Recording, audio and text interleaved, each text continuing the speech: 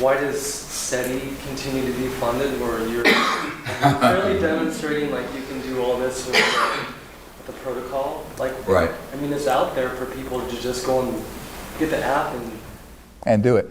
Well, yeah, it doesn't matter what kind of evidence you put together or even signals we get or images. The subject, again, gets debunked. But the other thing about the SETI project, like Seth Shostak and these people, they are carrying water for someone. Because you're either you're either stupid or you're corrupt. There's two things to choose from here. If you really dug into this and you're at that level at NASA or the SETI project, and I debated Seth Shostak on Voice of America about this. I had my military witnesses, John Callahan, who had all the radar tapes, and we basically cleaned his clock. But at a certain point I said, you cannot look at all this dispositive evidence and proof and information and just dismiss it while you sit there and spend hundreds of millions of dollars saying you're listening from a signal from outer space, which, by the way, they've already received and been covered up. Now I'm going to say something here because this is enough years after it happened. A few years ago there was a show called Coast to Coast with Art Bell. And it was on the cover of Time magazine, and I was one of his favorite guests. And when I'd be on that show, it really lit things up at certain agencies. And one time I was on his show, and a few years back, towards the end of his career there, and this issue came up, and I said, well, you know, I have a source high up in SETI that confirms to me that they in fact have received interplanetary signals, but in a kind of phased, not normal array. It was kind of a pulsed array, and that it was kept secret and covered up. And the SETI people were furious. Subsequently, Seth Shostak got on the show and just said, well, Dr. Greer knew what he's talking about, and he probably talked to some volunteer computer operator, because we have all this network of volunteers.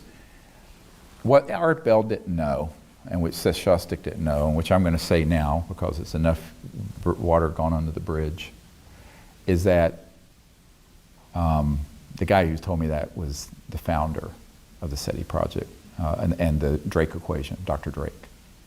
He told me that they had that contact. Moreover, a man who had been one of Carl Sagan's best friends, was best man at his wedding, confirmed it. And he had been present when the WOW signal came in at Harvard. So, you know, it's very frustrating for me because, you know, these are people who, one of them was an astronomer who was actually at the Georgetown Westin Hotel in 1997 when we were doing briefings for Congress. But his presence there resulted in him being contacted, because he used to be the editor of Sky and Telescope magazine and Astronomy magazine, and had worked with Carl Sagan, all these people.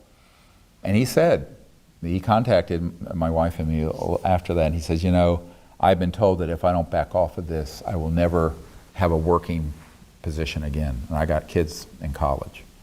So he, wonderful man, wished us all the best and left.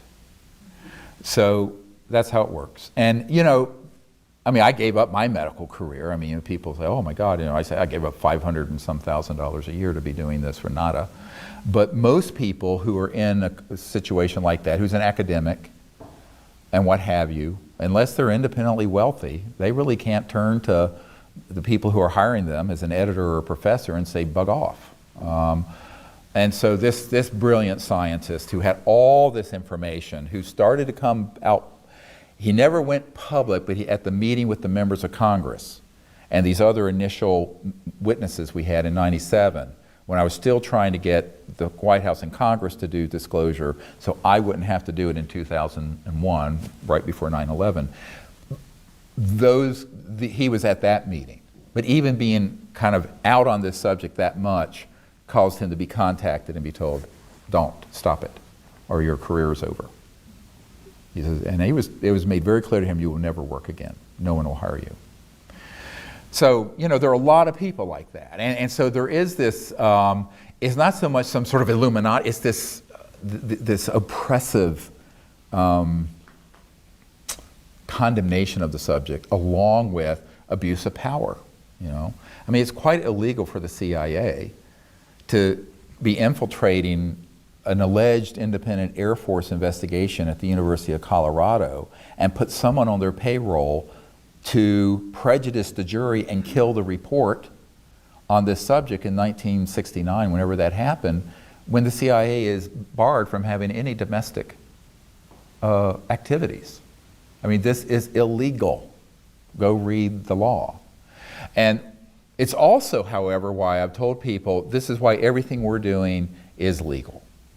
Very different from, say, Edward Snowden, who was disclosing information that the president knew about and certain members of the Senate Select Committee on Intelligence knew about and the House Intelligence Committee knew about. The stuff I'm disclosing are things that the president is being lied to, the head of Intelligence Joint Staff who I briefed, Admiral Wilson, was lied to, the head of the Defense Intelligence Agency was lied to, a sitting CIA director was lied to, chairman of key committees that I met with, senators and House, were lied to. I can prove that in a court of law. A priori, those projects are illegal, and I have declared them rogue and illegal, and therefore they cannot touch us. And that's the difference. I want to make this a very clear point. There's a big difference between disclosing something that's being kept secret, even if it's wrong. I'm not saying that what Snowden disclosed was right or wrong. He probably did a service in the long run, but that was being overseen by the appropriate governmental elected and appointed officials. And something like this that has no constitutional oversight and is a complete criminal operation and rogue. That, and this is why, you know, Danny Sheehan, who worked with me right before Disclosure Project, he and I discussed this, and he's a constitutional attorney who did the Silkwood case and the Pentagon Papers, representing the New York Times, and he said, look, you know, given the people you've met with and the fact that they've been denied access, who are at the top of the heap, not only in the United States, but people like that I've met with in Great Britain, France, other places where they're completely being left out, that is prima facie evidence of an illegal operation. And therefore, if it's an illegal operation, they can't cite the rule of law to protect themselves.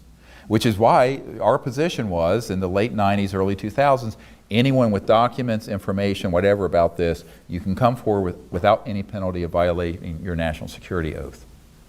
Now, saying it and having people do it because they're afraid. You know, people have been threatened with death, but we did get enough people to come forward because we had a critical mass. You know, I didn't come forward with one or two, I came forward with dozens, all at once. So that was the power of unity and the power of doing it. We really need to have another wave of that happen from people who are currently in government, and not just retired people. But the closer someone is to central operations at Lockheed Skunk Works or the agency or the NSA who know about this, and the closer in time they're related to it, the more afraid they are of TWEEP, terminate with extreme prejudice, which is the euphemism for what this guy at the CIA has told me. They call it wet works. Wet meaning blood, wet works, TWEEP. So, yeah, nice. Well, welcome to my world. I live and breathe. And that's why a lot of these people are very afraid if they're really currently in current operations. It's not that they don't understand the legal principle I just articulated.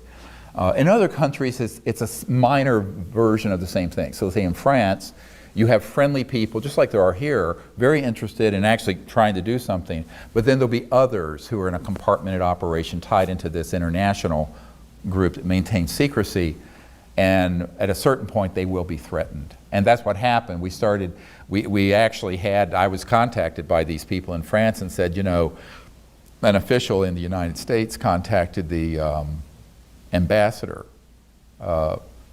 from France to the United States and said, what the hell are you think you're doing?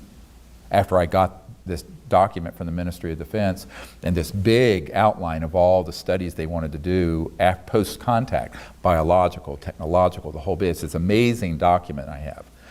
And it's just like, it's like, curl your hair. What little hair I have left would be curled. But when I read it, I went, wow, I can't believe I got this from the sitting government. But they got contacted, and basically they came to some kind of a truce where they said, well, you can do this with Dr. Greer so long as you stay on French soil. Do not try to do it anywhere else. They said, fine, fine, fine. So that's why we did it there.